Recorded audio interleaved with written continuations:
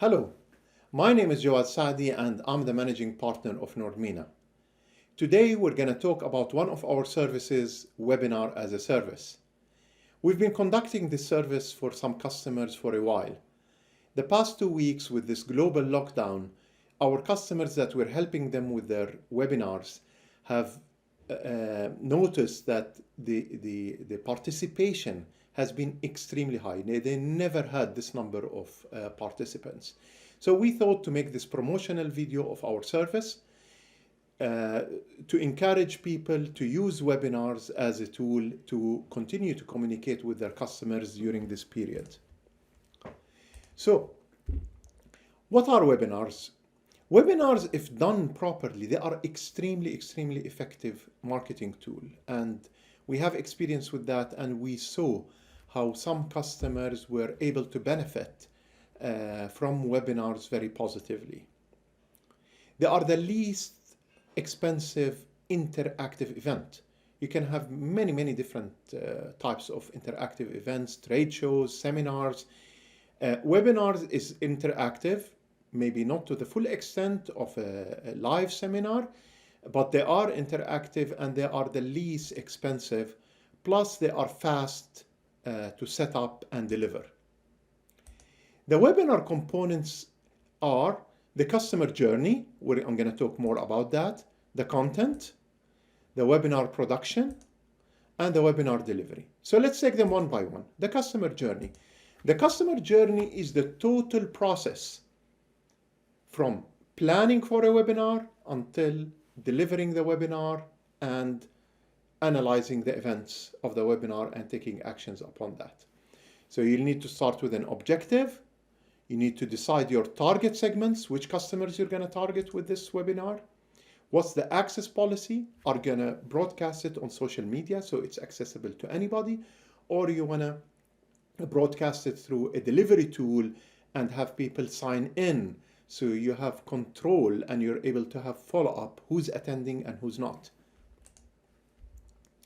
You need to handle invitations and reminders. You need to handle registrations and confirmations, especially if you have a restricted access policy. You need to monitor attendance, who attended, engage them during the attendance, and conduct a survey to see how well you're doing, and then you need to do a follow-up. Many customers usually have their CRM system handling that. We are also specialized in the Microsoft Dynamics, and I'll show you a small example on how we do this within Dynamics without going into details. So let me switch my screen to Dynamics.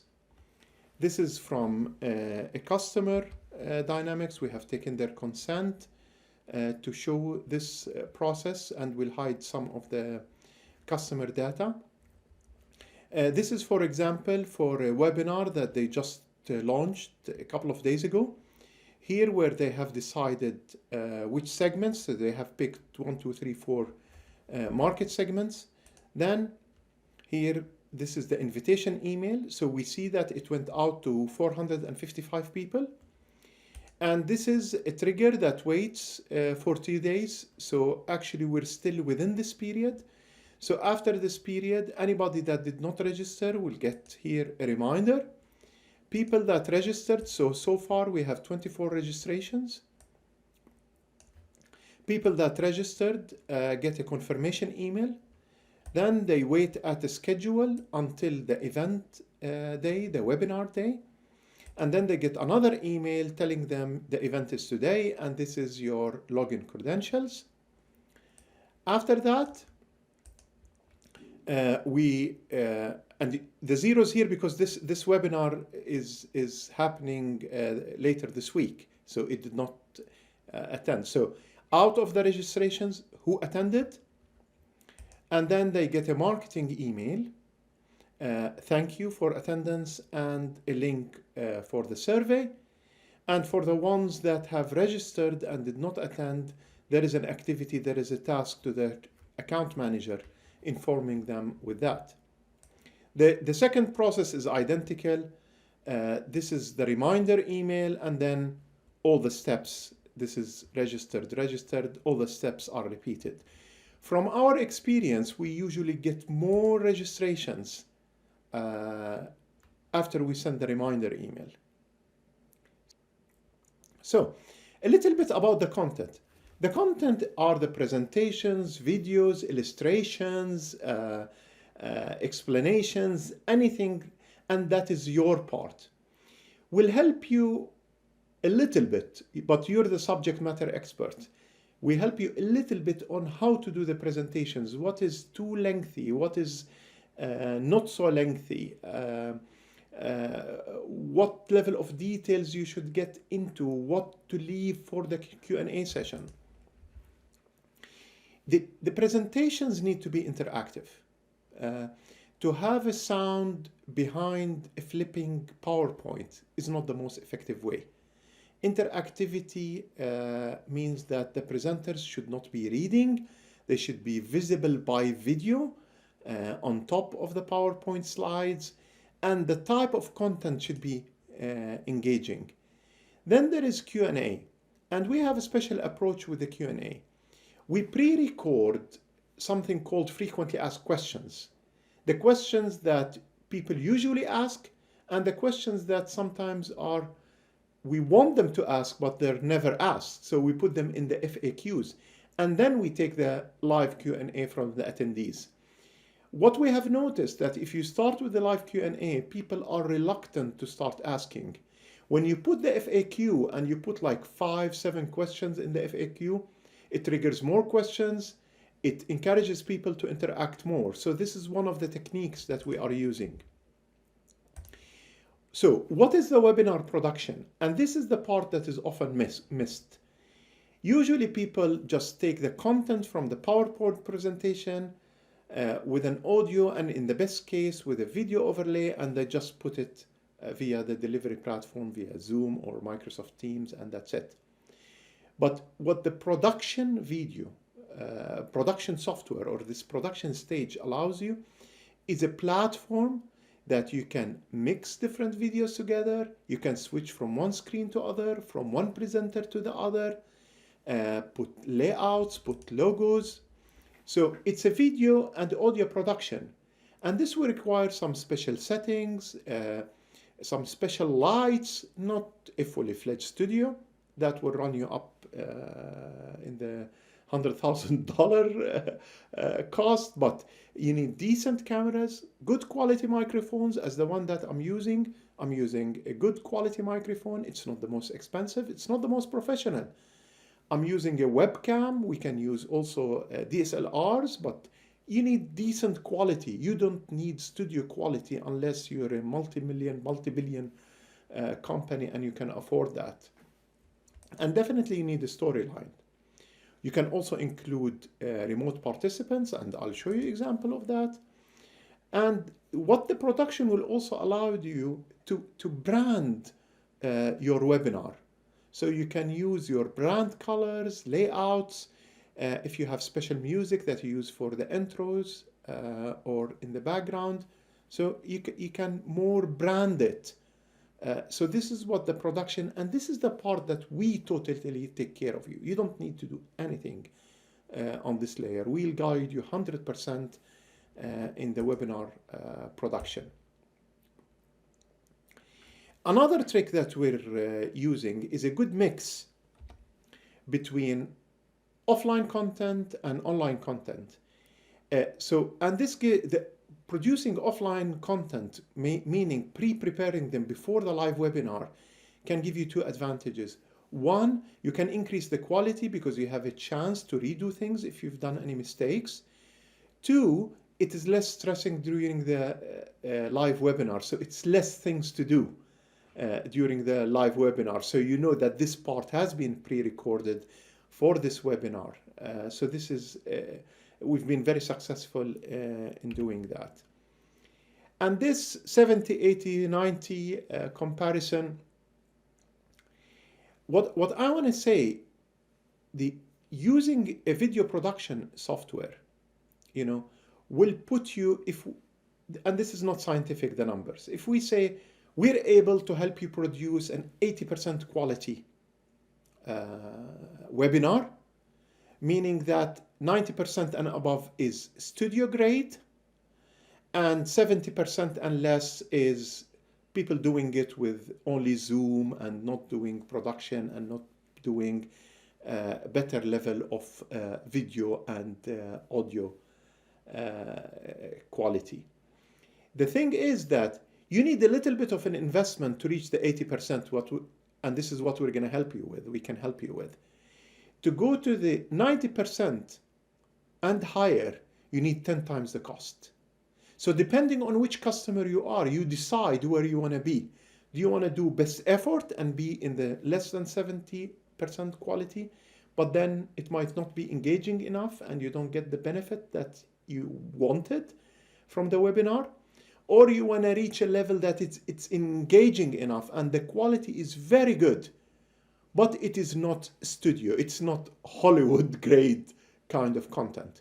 So we're positioning ourselves that we bring you to the 80s of quality. We don't promise that we bring a studio quality or Hollywood quality to you. So we need to have that clear. The webinar delivery, and this is the easy part. Today there are many, I have put here 2 examples, Zoom and Microsoft Live Teams. Personally, we at nordmena, we prefer Zoom. It's much easier to use. Microsoft Team live events has great potential. We still have a little bit problems with the registrations.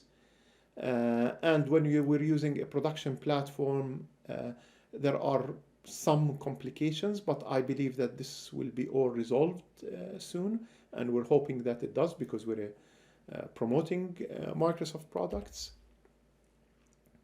The access policy, if you want to have a restricted access or pre-registration access versus open access, will also have an implication on the delivery. So do you want to have people to sign in? Do you want them to have unique URLs?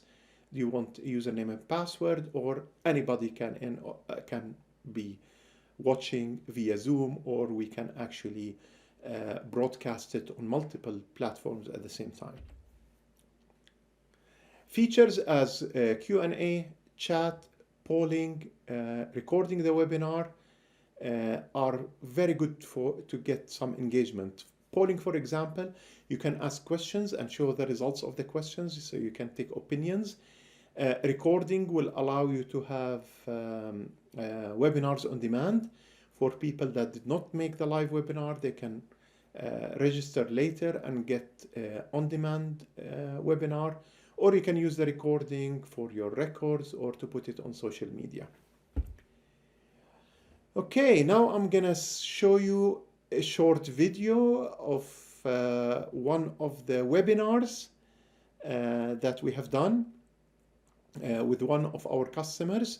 And in this case, I am hosting that webinar, and I'm conducting the Q&A, and the person that I'm interviewing, he was sitting in the north of Sweden, and I'm based in Stockholm, and we were able to have a remote session. You can have many remote sessions.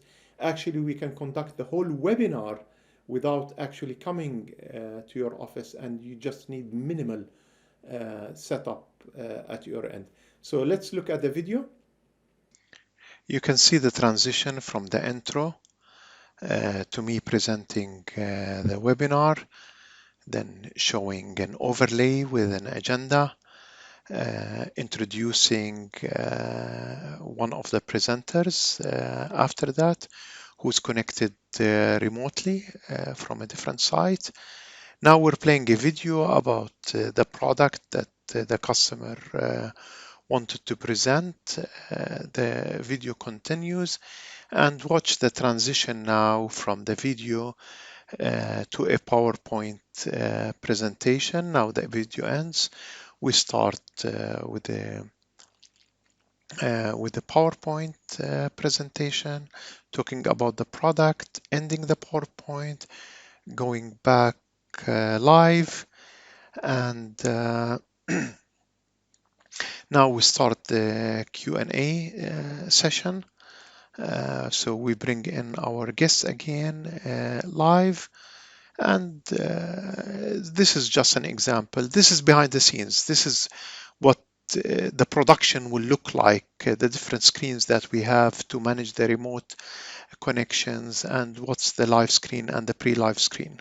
So this was an example, what will we be doing in the background while you're focused on the content? And in all honesty, you as the webinar owner, you want to focus on the content. You don't want to be involved in all the other technicalities. Let us handle that, and you focus on the content, and we'll help you do a very good webinar. Thank you very much. Visit our website www.nordmena.com. Contact us through the webinar or book yourself a free meeting with one of our consultants, and we will be very happy to help you.